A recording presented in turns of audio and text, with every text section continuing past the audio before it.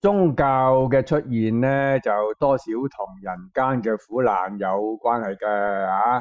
咁啊，佢哋咧即係試圖咧解釋下苦難係點樣嚟嘅啊，又或者提供一啲舒緩或者解決呢啲苦難嘅方法。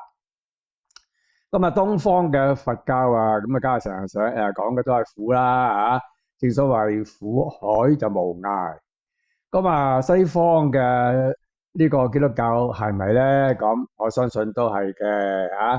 咁啊，耶穌咧就根據呢個馬太福音嘅記錄咧，佢係講過所謂天國八福。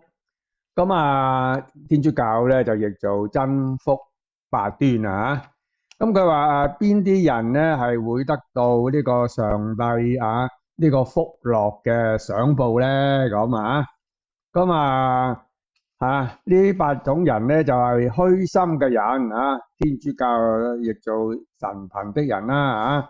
咁啊，跟住咧就係哀慟嘅人、溫良嘅人飢渴慕義嘅人、憐憫人嘅人、心裏潔淨嘅人天主教就咁講噶吓。咁就締造和平嘅人咁基督教咧就話係即係使人和睦嘅人啦咁最後尾咧就係話為義而受迫害嘅人。